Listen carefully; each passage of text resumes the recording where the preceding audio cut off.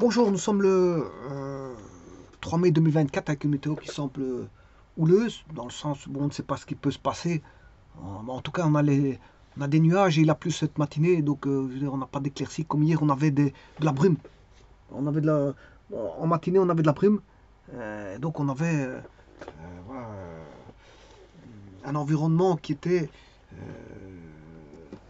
présentait, je veux dire, un manque de clarté.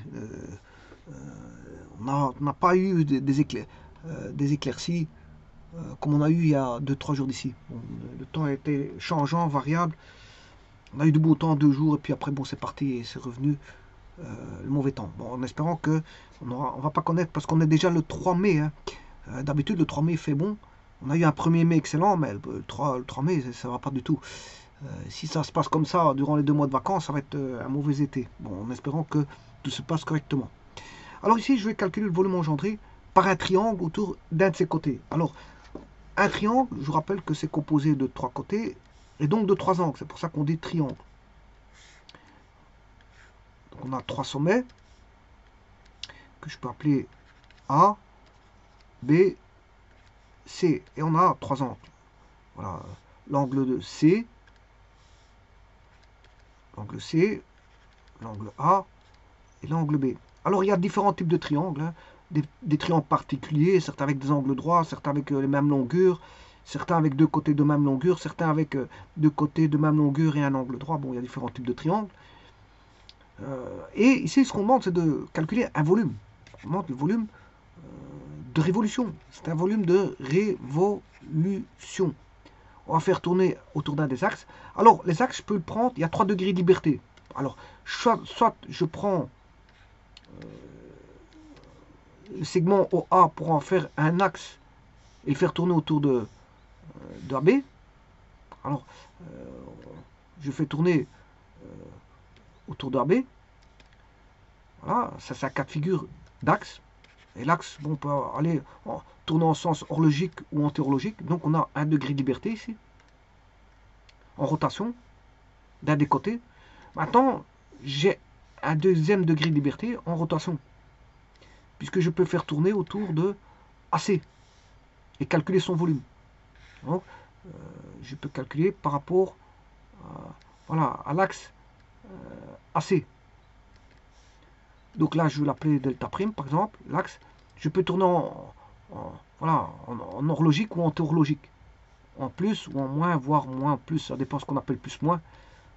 Sens horlogique ou entérologique. Et un troisième cas de figure, on peut tourner autour de AB. Et donc, vous voyez qu'il y a 3 degrés de liberté. Soit je tourne autour de AB, soit de AC, ou soit de BC. Et donc là aussi, je peux introduire un axe et faire tourner autour de BC. Voilà. Et donc, on va engendrer un volume de révolution et on demande de calculer le volume de révolution engendré par ce triangle-là autour d'un de ses côtés qui est pris comme axe de révolution, axe de rotation. Alors, si je prends des cas de figure, je vais refaire ça ici. Supposons que je mette un repère pour la représentation, parce qu'ici, moi, le volume, je vais le calculer en l'absence de repère. Hein. Le volume va être calculé en l'absence de repère, mais la représentation se fera dans un repère, bien sûr. Alors, si je fais la représentation dans un repère, c'est dans un repère 3D, parce qu'il s'agit d'une surface. Il s'agit d'une surface. Donc, j'aurai l'axe X, Y, Z. Alors, soit je mets, si je considère le triangle que je vous ai dit ABC, alors soit je peux mettre AB sur X, ceci peut se mettre sur X, donc l'axe ici, et là je fais tourner autour de X. C'est un cas de figure. Ou alors, AC, je mets AC sur X, voilà, et je fais tourner autour de AC. Et donc AC, là il va être sur X. Ou alors je mets BC sur X, et je fais tourner BC sur X. Il y a des autres cas de figure. Je peux mettre AB sur Y, donc sur l'axe ici, et je fais tourner autour d'AB. Je peux mettre AC toujours sur Y, et je fais tourner AC autour de AC, le triangle ABC, voilà, autour de AC, qui est Y. Et je peux mettre BC sur Y, et je fais tourner autour de BC. Donc on va faire tourner le A. Voilà. Alors, troisième cas de figure, ben, je peux mettre AB, cette fois-ci en Z, je fais tourner suivant Z, suivant AB. Et ZC va tourner. Donc on aurait, si vous voulez, on aurait ceci. Hein. Donc j'aurai mon triangle ABC. Je fais tourner suivant Z. Donc C va tourner autour de Z. Et va engendrer un volume de révolution. Ben, maintenant, je peux mettre soit AB sur Z, soit AC sur Z, ou soit CB sur Z. Alors si vous avez compris, ben, il y a tous des cas de figure où je peux faire tourner AB autour de X, AC autour de X, et CB, ou CB autour de X. Voilà. Je peux faire tourner AB, AC ou BC autour de Y.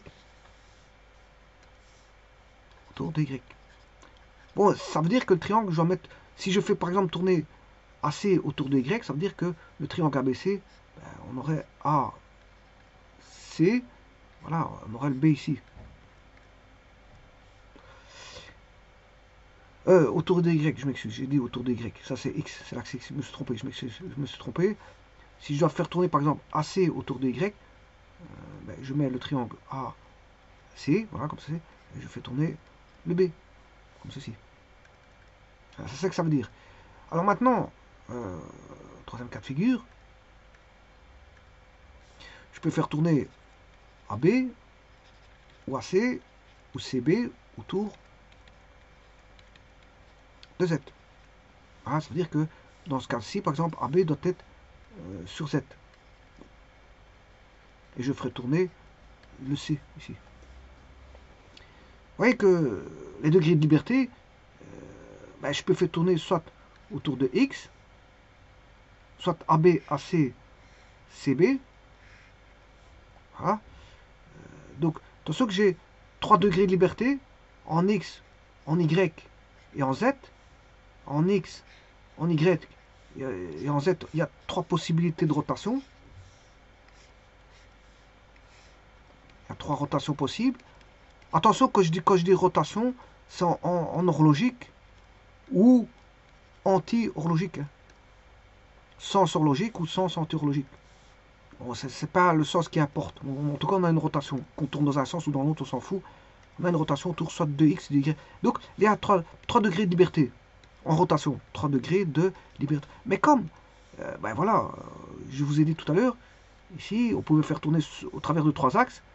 Mais, par exemple, BC, je peux faire tourner autour de l'axe X, ou Y, ou Z. Donc, là, on a 3 degrés de liberté. 3 degrés de liberté possible. Donc, ce qui veut dire que là, je peux faire tourner AB autour de X, AB autour de Y, ou AC, AB autour de Z. Je peux faire tourner AC autour de X, AC autour de Y, AC autour de Z. CB autour de X, CB autour de Y, CB autour de Z. Ce qui fait qu'au total, on a 9 degrés de liberté. On peut tourner, faire tourner chacun des côtés au travers d'une rotation, soit X, Y, Z, peu importe le sens. Hein.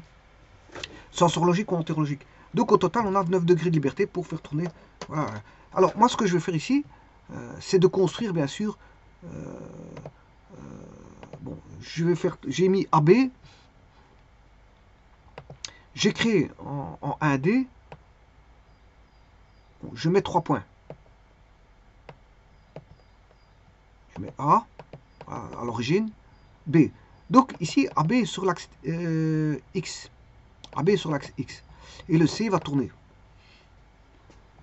Donc on a le segment, je retire ce polygone, on a le segment AC,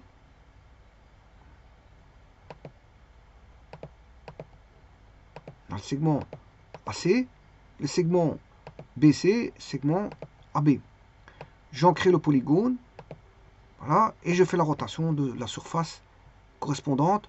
Alors il y aura 2 surfaces à faire tourner, hein. Je vous le dis tout de suite. Je dois faire tourner le segment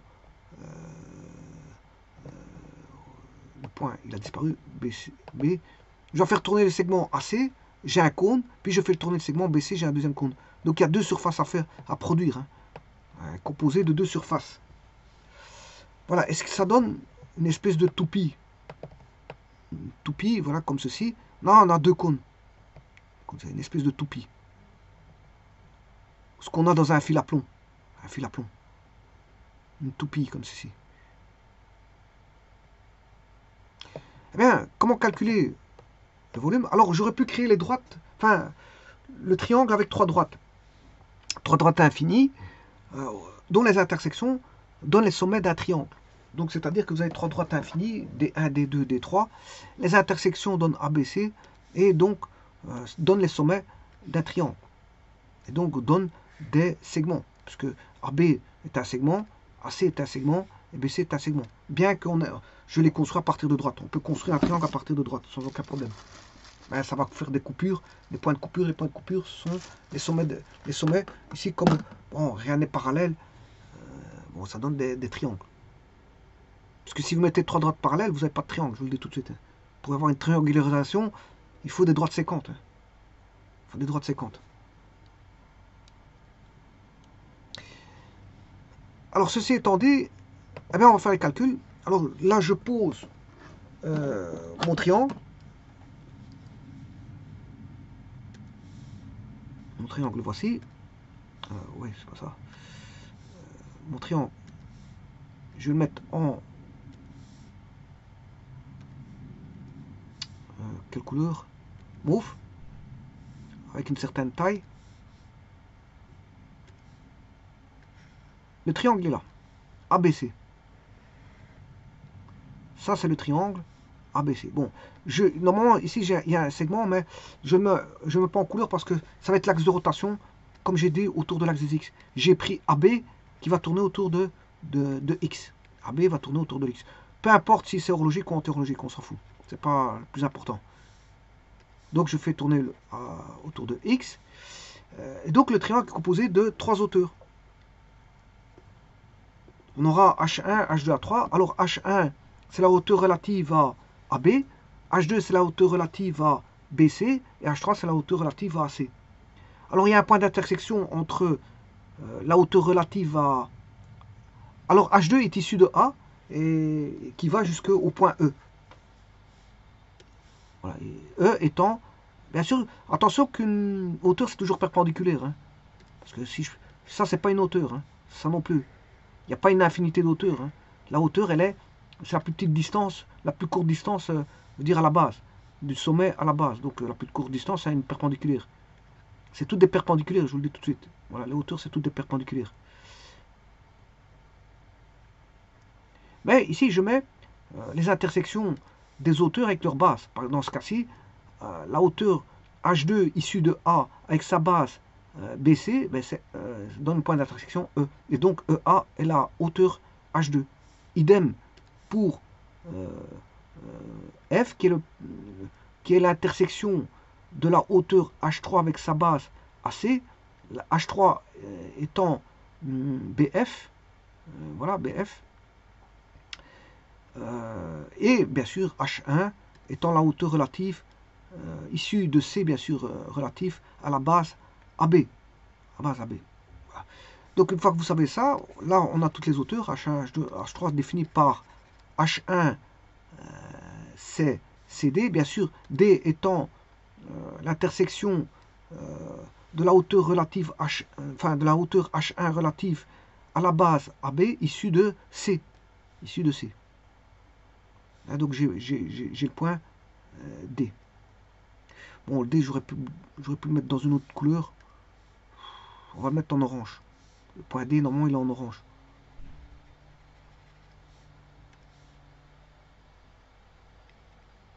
On va faire ça comme ça. Donc, H1, ben, c'est CD. H1, c'est CD. H2, c'est EA, ou AE, parce que je commence par la lettre première lettre de l'alpha, par ordre alphabétique. Donc A est avant E, comme C est avant D, pour CD. Et le troisième, H3, ben, c'est la hauteur issue bien sûr de B par rapport à la base AC. Et là on a BF. Alors, ceci étant dit, là j'ai bien un triangle qui est dessiné, décomposable en deux triangles, voilà, qui va donner deux cônes, parce que je vais faire tourner autour, voilà, je vais faire tourner autour de AB, qui est l'axe X, et donc ça va donner une toupie, une espèce de toupie. Et donc la première aire, elle sera là, et la seconde, ce sera à gauche. Donc on aura deux volumes, V1 et V2 engendrés. Bien sûr, ça va engendrer une surface. Hein. Ici, sur GeoGebra, ceci, c'est une surface. Hein. C'est une surface engendrée. Voilà. Mais si on la remplit, ben, ça donne un volume. Remplir par quoi? Par un solide, par de la matière. Solide, liquide ou gaz, peu importe. On peut mettre un gaz, on aura une quantité de matière. Si je mets un solide, j'ai une quantité de matière, par exemple du sable, du gravier, ce qu'on veut. Du ciment. Voilà. Voilà. On peut mettre un gaz, on peut mettre un liquide. Toutes sortes de liquides, quel qu'il soit. Donc vous voyez que si je le remplis, ça donne un volume. Ben, ici, c'est une surface, bien sûr. D'ailleurs, ici, GeoGebra va vous donner, si je donne une sphère, pas celui-ci ici, mais plutôt ici, pyramide, cône, cylindre, tétraèdre, si je le dessine, il va me dessiner un solide et va me donner son volume directement. Par contre, ici, il ne donne pas le volume parce que c'est une surface. Mais je peux en calculer, c'est pas parce que j'ai une surface que je ne sais pas calculer son volume. Je peux calculer son volume complet, comme si c'était un solide. Voilà. Alors, c'est ça qui va être fait ici. Et donc, j'ai deux volumes. La toupie constituée de comment on appelle ça, deux cylindres. Donc j'ai V1 plus V2, voilà, qui vous donne le volume total de la toupie.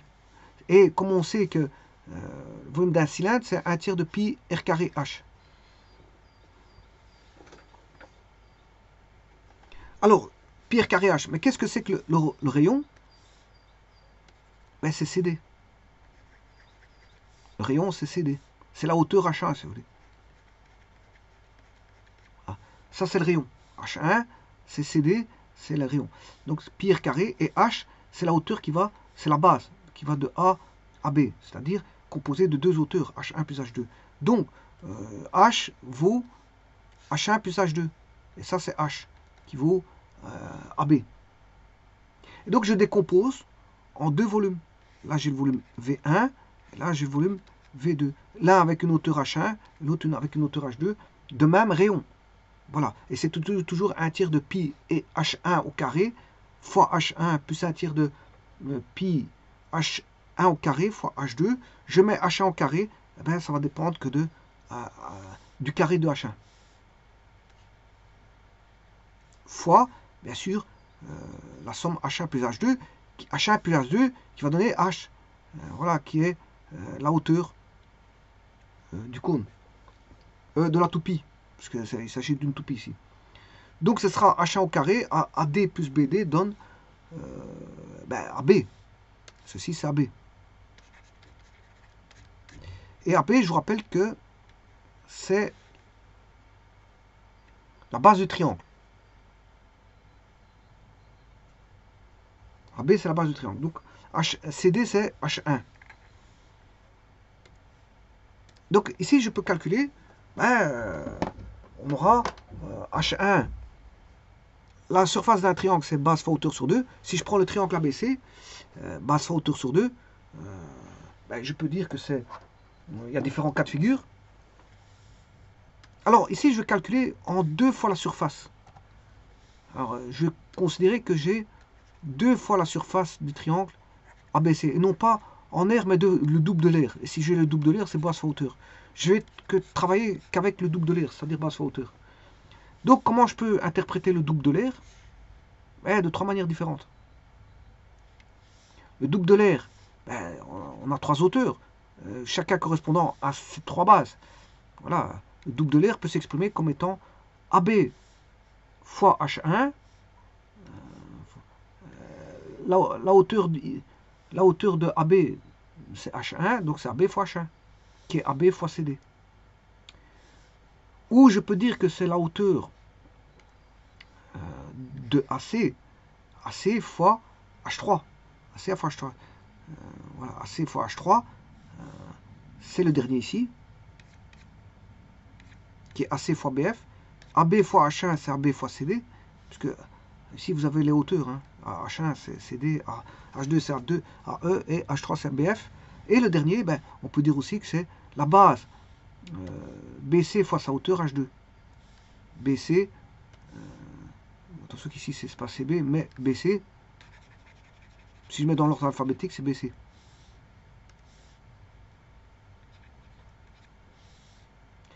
Et c'est BC, H2 c'est AE. Donc vous voyez qu'il y a trois manières d'exprimer les surfaces. Les surfaces.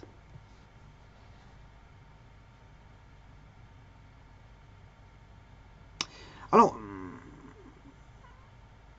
donc ici je peux même écrire, c'est 1 tiers de pi, CD fois AB, c'est le double de la surface du triangle.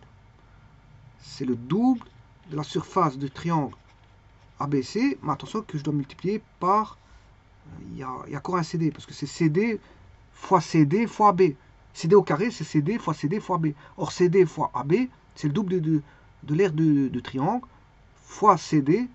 CD, c'est la hauteur. Donc, ce sera H1 fois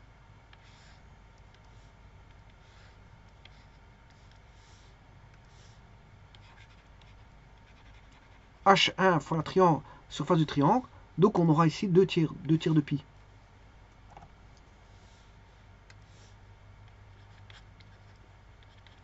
Deux tiers de pi fois H1 fois la surface du triangle. Voilà que le volume total. Si vous connaissez la surface du triangle,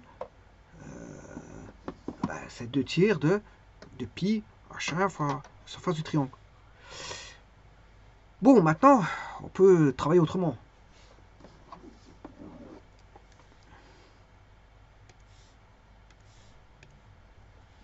Je peux dire que c'est aussi, donc, 1 tiers de CD carré, CD c'est H1. CD c'est H1. CD c'est H1. Donc vous aurez H1 fois H1 fois AB. Or, CD c'est H1, hein, je vous rappelle. Hein. Allez voir ici. CD c'est H1. Donc quand vous dites CD carré, c'est H1 au carré.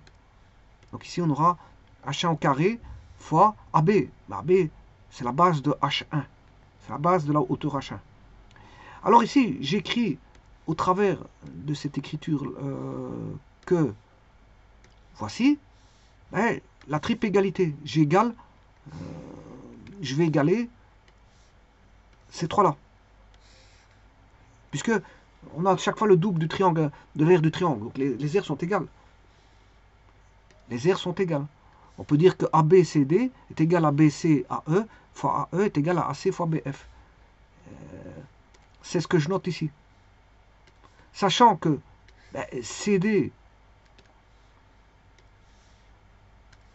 je fais l'égalité, sachant que CD c'est H1, AE c'est H2 et BF c'est H3.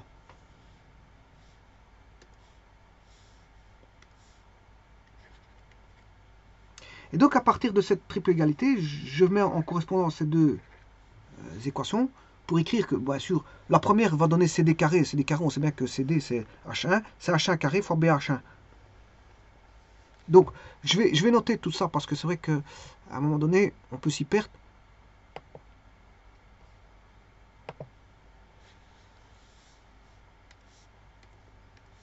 Non, le volume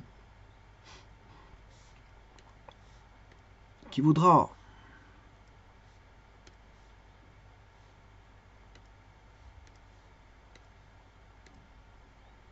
deux tiers de pi H1 SABC, 2 tiers de pi H1 fois la surface du triangle ABC. Le volume total, il est égal aussi, d'après ce que je viens de voir, à 1 tiers de H1 au carré, qui est là, fois BH1. 1 tiers parce que CD, c'est H1. Voilà, et AB, c'est la base. Donc, c'est 1 tiers de pi H1 carré fois la base.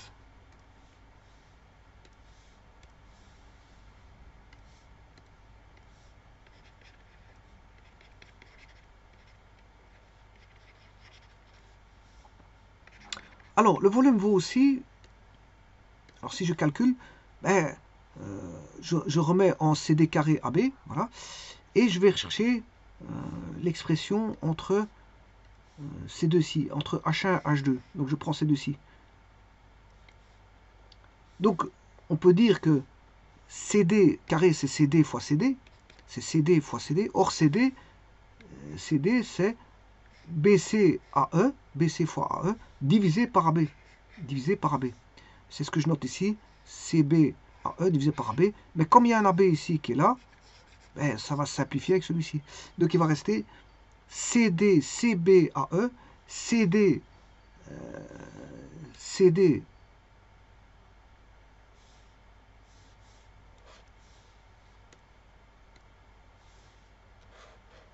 CD c'est H1 et AE c'est H2. CD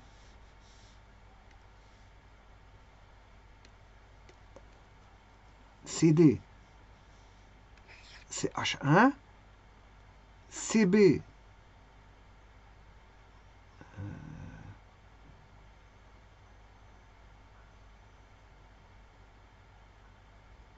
c'est la base. BC, on va dire CB, c'est BC. BC c'est la base.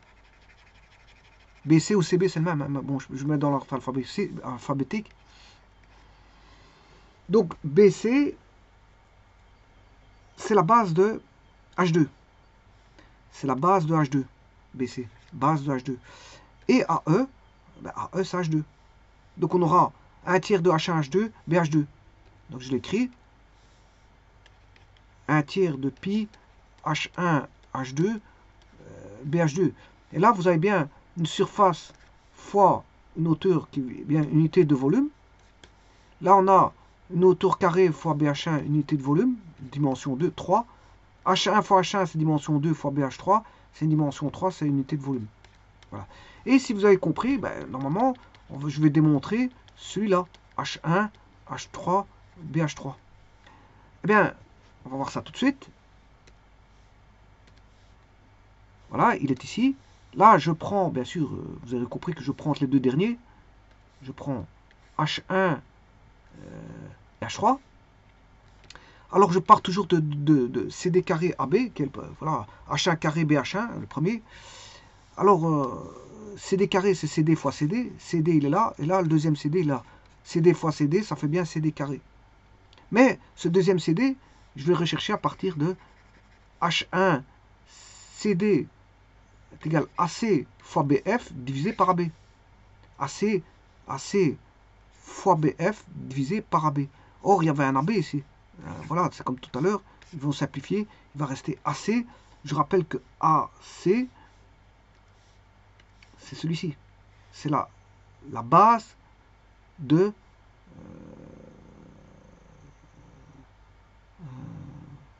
non, c'est BF. BF, c'est H3. BF, c'est H3. BF, c'est H3. Voilà. Et AC, donc c'était pas celui-là.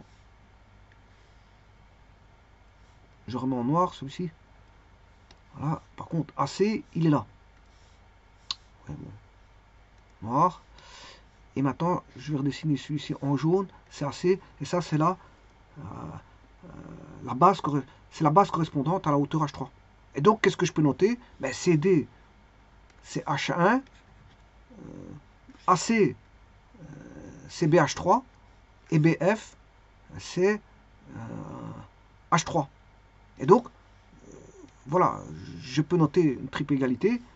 Voilà, c'est 1 tiers. Le volume total, c'est 1 tiers voilà, de H1 BH1, enfin H1 au carré, attention, H1 au carré, BH1, c'est égal aussi à 1 tiers de pi H1 H2 BH2, c'est égal à 1 tiers de pi H1 H3 BH3. Mais c'est aussi égal à 2 tiers de pi H1 fois la surface du triangle ABC. Et tout est exprimé par rapport à H1. Alors qu'est-ce que c'est qu'H1? Qu'est-ce que c'est qu'H1? Ben, H1, c'est la hauteur relative à l'axe de révolution. La hauteur relative à l'axe de révolution, sachant que l'axe de révolution, vous avez pris par rapport à la base, BH1. Donc ça, la hauteur relative à BH1, c'est H1. Mais à BH1 étant, vous avez posé l'axe de révolution sur BH1, donc comme H1 est la hauteur de BH1, mais H1, comme BH1 est l'axe de révolution est posé sur BH1, ben H1 sera la hauteur relative à l'axe de révolution, tout bonnement. Donc c'est pour ça qu'on exprime toujours par rapport à H1. Alors maintenant, soit vous exprimez par rapport à H1 purement, alors à ce moment il faut mettre un carré, voilà BH1. Maintenant si vous voulez introduire une hauteur que vous connaissez, par exemple vous connaissez H2 et H1, ben voilà, vous pouvez calculer. Bon, avec toutes ces expressions, on peut trouver H2. Hein.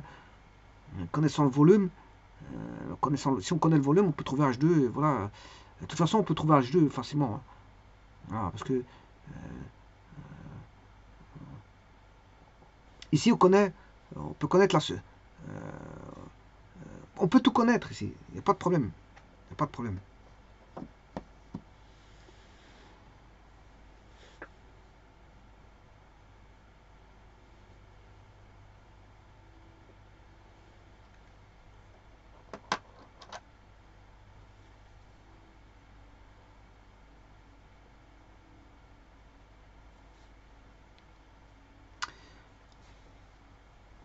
Et voilà. Et donc ça donne le volume de la toupie ici. En fonction, bien sûr, des hauteurs. De la hauteur qui est. En fait, qu'est-ce que c'est que H1? Je vous rappelle que H1, au départ, je vous ai dit que c'était le rayon. Voilà, j'avais dit que c'était le rayon du cône.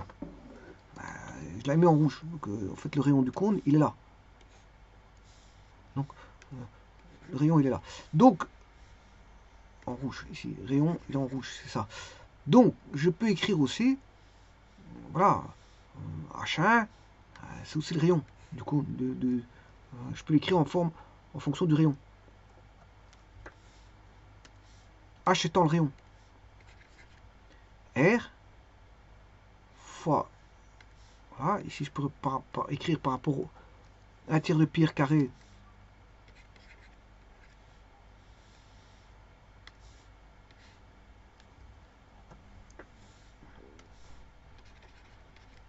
le rayon fois H1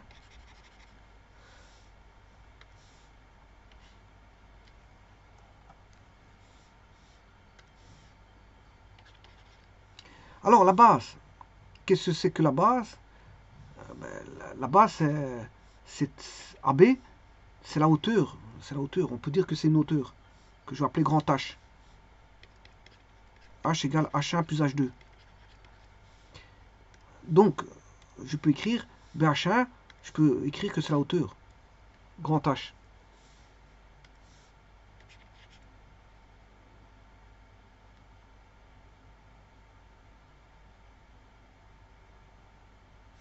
Alors tout dépend ce qu'on donne. Hein. Je pourrais encore écrire d'autres relations. Mais bon, ça me suffit avec ça. Je pourrais encore écrire d'autres relations, mais on pourrait continuer. Mais dès le moment où vous avez ceci, on peut trouver d'autres relations, sans aucun problème.